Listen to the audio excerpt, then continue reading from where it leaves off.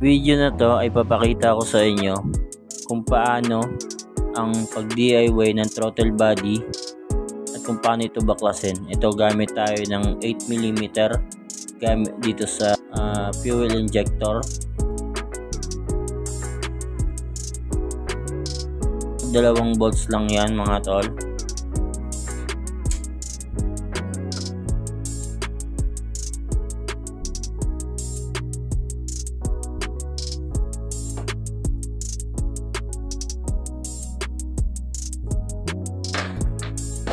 The next step, sungkitin lang natin yung clip ng fuel injector.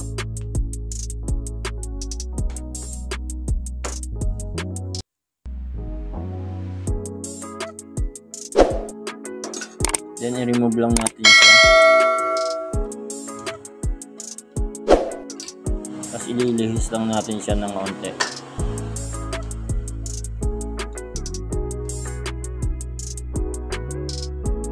Yan yung sensor na fuel injector. So itatabi lang muna natin yung injector. Tapos yan, tatanggalin natin ng 10mm yung bracket ng injector.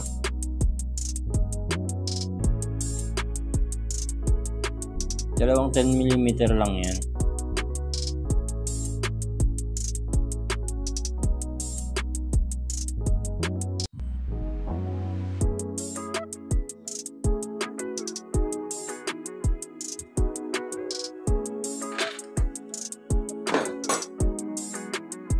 Then sunod 10mm ulit para dun sa throttle body.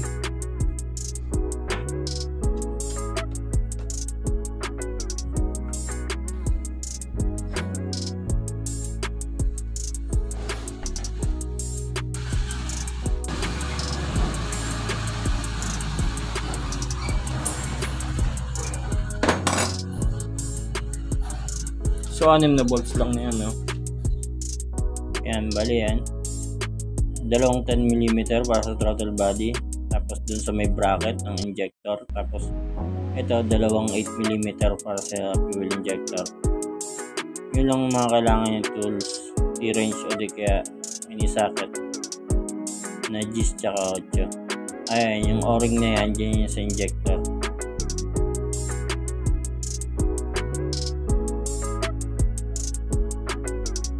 Then naman, sunod natin tatanggalin yung cable naman.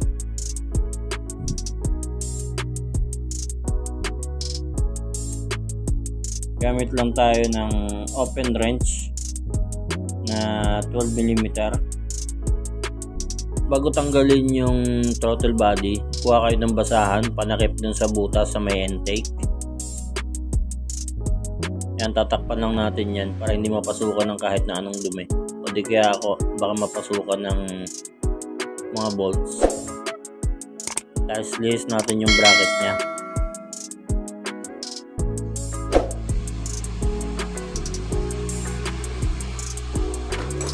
Tapos dito na tayo sa may throttle cable. 12mm lang mga tol. Adjust natin siya.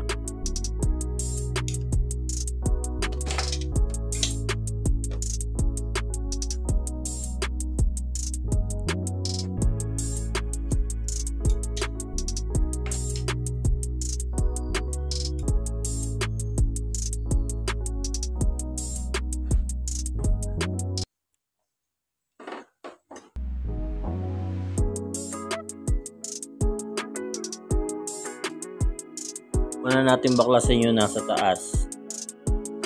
Ayan. Kung makikita nyo, para hindi kayo malito sa pagbabalik, yung pinaka unang dito sa may right side, yan yung nasa taas. Sa taas siya nakapesto. Yung nasa ilalim naman, yung nandun sa kaliwa, sa kaliwang pesto. Okay, tanggalin lang natin ulit ng open wrench. 12.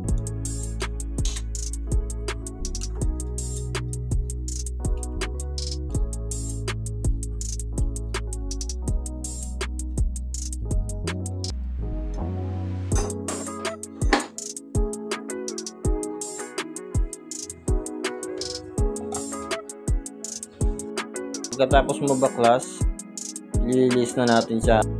Next step naman, itong ram air naman ng air filter.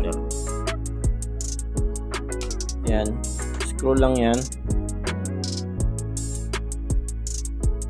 Parang bakas. Para maghiwala yung manifold doon sa may ram air ng air filter.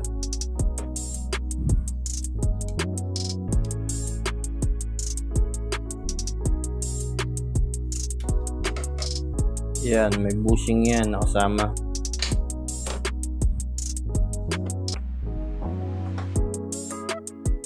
Katapos nun, mga sensor naman na next natin na nababaklasin. Kung makikita nyo, nasa taas yung gray, yan yung TPS. Yan yung nakapwesto sa taas, TPS. Yung sa baba, yan yung ISC o tinatawag na idle speed controller. Itong TPS, throttle position sensor, baklasan lang natin siya, pipindutin mo lang yan. Pag tumunog, yun na yun. Ganun din sa baba. Ayan na, niremove na natin siya. Kung makikita nyo, every 12,000 km ako nag-throttle body cleaning. So kung makikita nyo, hindi siya ganun ka dumi. Dahil sa Caltex ako lagi nagpapagas, so hindi siya ganun ka dumi sa throttle body. Ibig sabihin, maganda yung gasolina. Sa paghihiwalay naman natin ng manifold tsaka ng throttle body, salpak nyo lang dito sa may bolt, sa may butas dyan, 10mm lang yan. Para hindi kayo mahihirapan magbaklas. Yan yung pinakamainam na way paghiwalay natin yung manifold tsaka sa throttle body. So yan, gamit lang tayo ulit ng 10mm. Paghiwalay na natin siya. So sa pagbabaklas, tapos pagkakabit ulit mamaya pagkatapos natin linisin, ganun lang din, kabit nyo lang din dyan para hindi kayo mahirapan.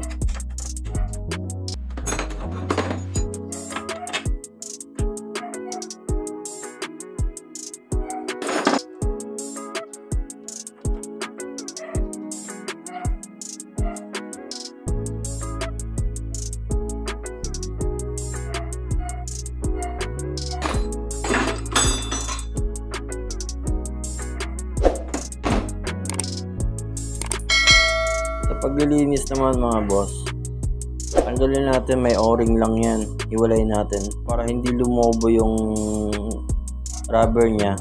Huwag natin isama sa paglilinis ng carburetor cleaner. Yan yung idle screw na yan. Kung paano yung sa binaklas, ganyan lang din yung siya ikakabit.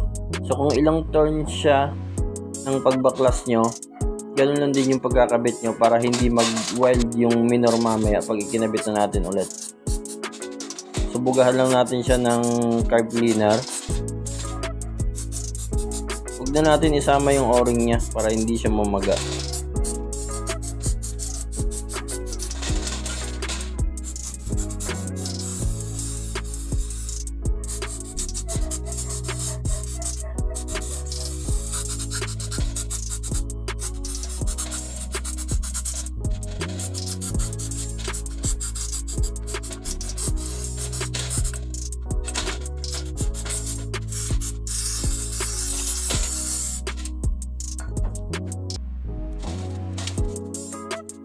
Gamitan nyo na lang ng kahit na anong brush o di kaya toothbrush sa paglilinis niyan sa loob. Nasa inyo kung tatanggalin nyo pa yung mga sensor, pero para sa akin, kung wala naman kayong diagnostic tool, wag nyo na lang tanggalin yung mga sensor para bumalik lang yung dati nyang timpla ng minor. Paglilinis niyan, pwede yung tissue o di kaya kahit anong basahan. Much better kung carb cleaner lang gagamitin nyo kaysa magtubig pa kayo.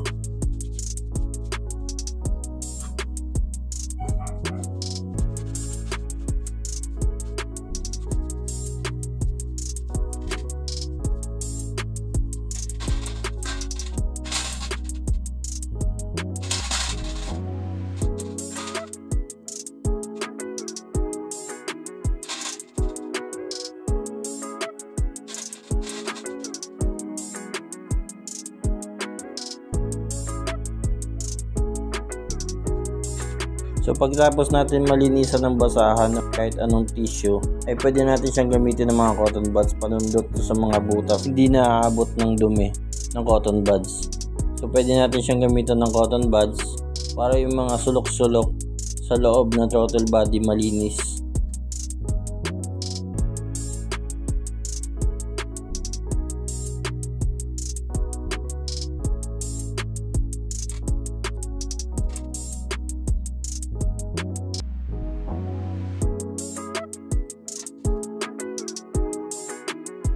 So ayan, nalinisan na natin yung idle screw nya.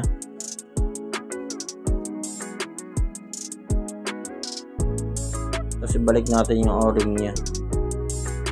Yan, hindi kayo magkakamali yan kasi may pattern na rin yan.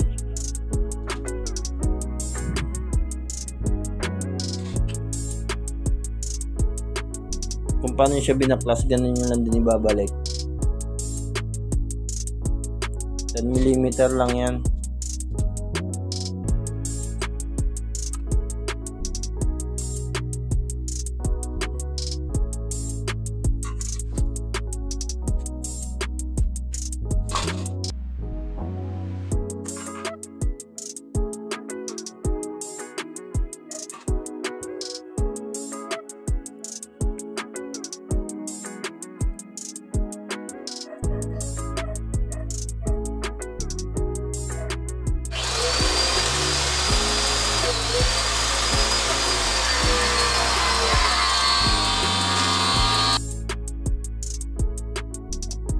Yung pagbabalik ng idle screw, kung ilang turns mo siya binaklas, ganun lang din yung pagkakabit niya para hindi na magbago yung minor niya.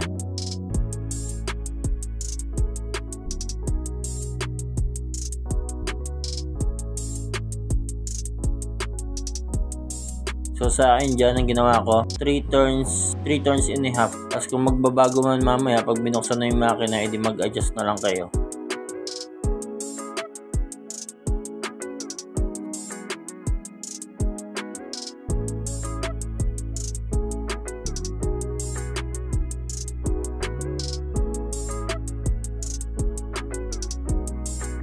So sa paghihigpit naman ng throttle body tsaka ng manifold, kabit lang natin siya ulit dyan, 10mm bolts, tapos higpitan natin.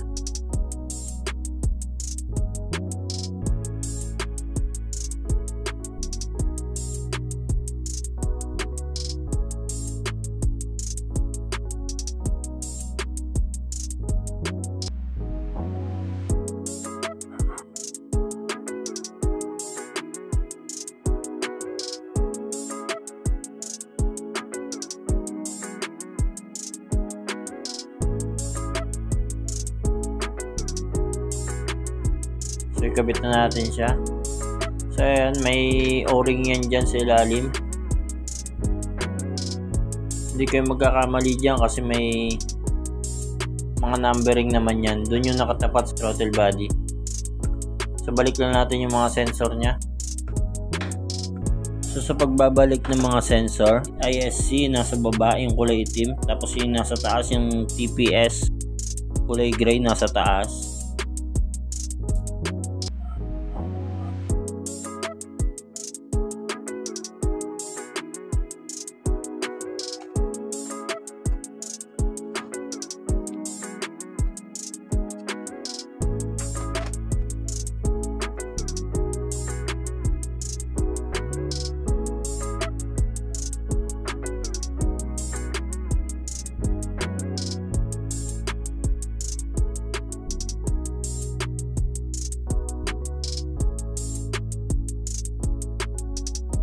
Ganun lang ulit, 10mm para dun sa throttle body, 10mm na bolts.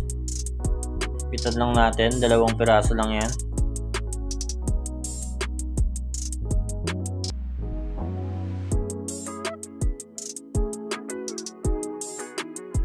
Then balik natin yung cable.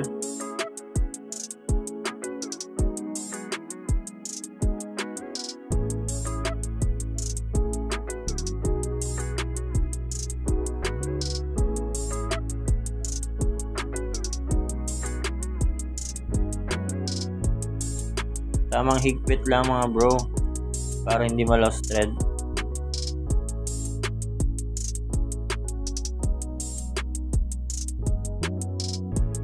So yung nasa taas dito banda sa may right side, pasok muna natin yung pin nya, saka natin ilagay yung cable. Tabang higpit lang din ulit.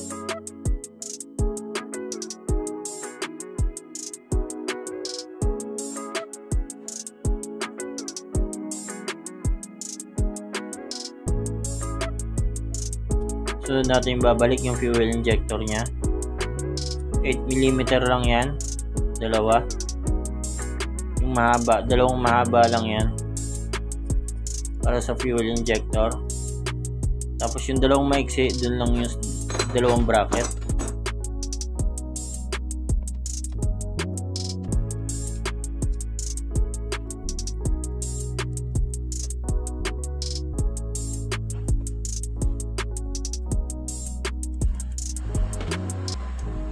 Ito na natin.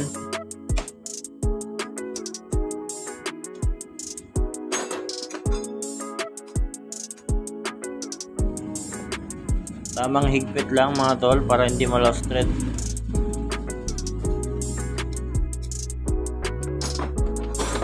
So double check natin.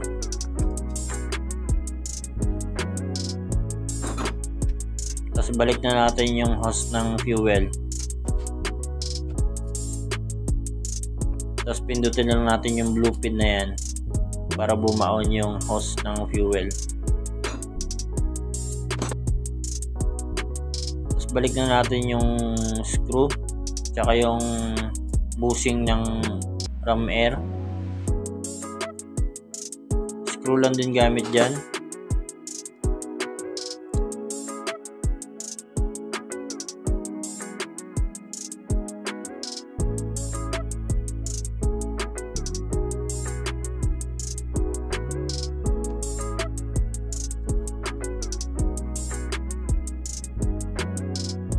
So sa pagbabalik, pag okay ng lahat, so manual reset na naman tayo ng ECU. So may sensor dyan malapit sa may coolant. Tapos buksan nyo na lang yun din yung sa may footboard.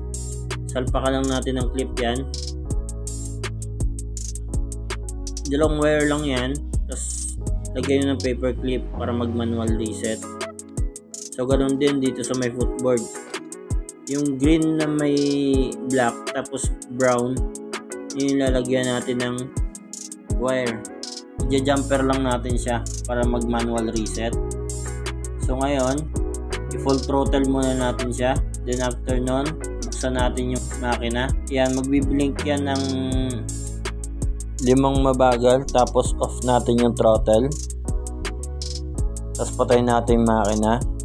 Sabay bunutin natin yung paper clip. Tapos balik natin yung sensor sa may coolant. Second step for throttle ulit. Buhayin natin yung makina. Magbiblink yan ng 7 mabilis. Tapos 3 mabagal. Sabay off natin yung throttle.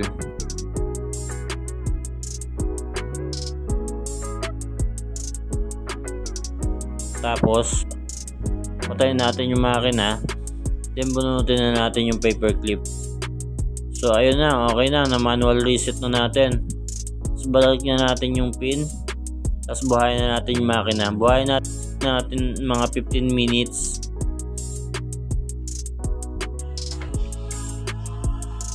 Normal na tataas yung minor, tapos biglang bababa yan.